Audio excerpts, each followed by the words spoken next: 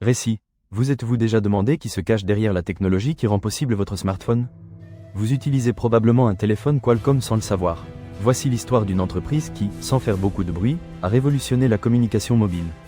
La naissance d'une idée brillante. Nous sommes en 1985.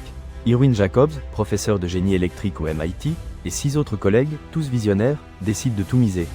Ils quittent leur emploi sûr pour poursuivre un rêve, créer une entreprise qui révolutionnerait la communication sans fil.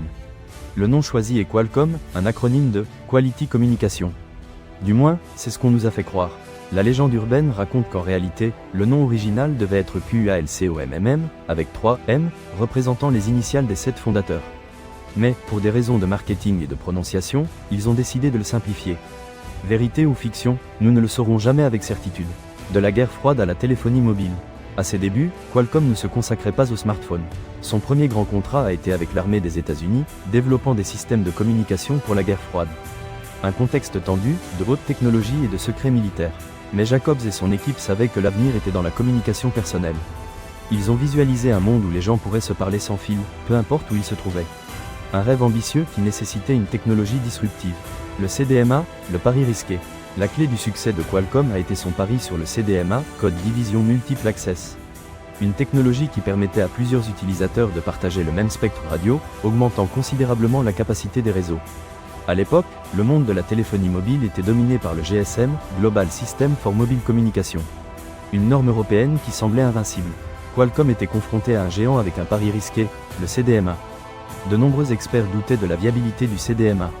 Ils le considéraient comme trop complexe, trop cher, trop risqué. Mais Jacobs et son équipe n'ont pas abandonné. Ils croyaient en leur technologie et étaient prêts à se battre pour elle. Le point de bascule. Les premières années ont été difficiles. Qualcomm luttait pour convaincre les opérateurs de téléphonie mobile des avantages du CDMA. Ils avaient besoin d'un coup de chance, d'une démonstration que leur technologie était supérieure. Et ce moment est arrivé. En 1993, Qualcomm a réalisé une démonstration du CDMA à San Diego, sa ville natale. Les résultats ont été surprenants. Le CDMA offrait une qualité de voix supérieure, une plus grande capacité de réseau et une meilleure efficacité énergétique. La démonstration a été un succès retentissant. Les opérateurs de téléphonie mobile ont commencé à s'intéresser au CDMA. Qualcomm avait gagné la première bataille. La naissance du géant. À partir de là, Qualcomm a commencé à croître de façon exponentielle. Le CDMA est devenu la norme de facto en Amérique du Nord et en Asie. L'entreprise est devenue un fournisseur clé de puces et de licences pour l'industrie de la téléphonie mobile. Mais le véritable essor est venu avec l'ère des smartphones. Qualcomm a su anticiper la convergence entre la téléphonie mobile et Internet. Ils ont développé des puces qui permettaient non seulement de passer des appels, mais aussi de naviguer sur le web, d'envoyer des courriels et d'exécuter des applications. Le Snapdragon, le processeur vedette de Qualcomm, est devenu le cœur de la plupart des smartphones haut de gamme. Des marques comme Samsung, LG et Xiaomi dépendaient de la technologie de Qualcomm pour offrir les meilleures performances à leurs utilisateurs. Le monopole et les controverses.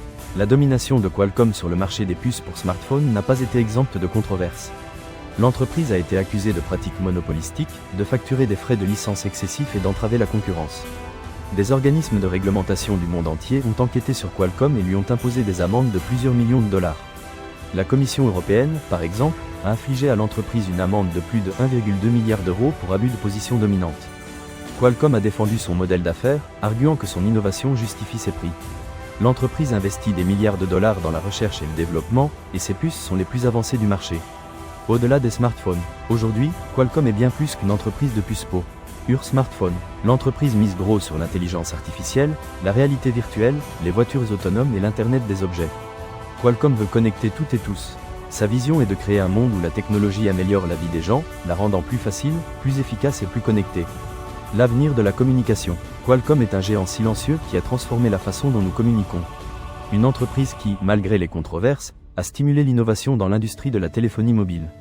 Son histoire est un exemple de la façon dont la vision, la persévérance et la technologie peuvent changer le monde. Et, qui sait, peut-être qu'un jour nous découvrirons la vérité sur l'origine de son nom.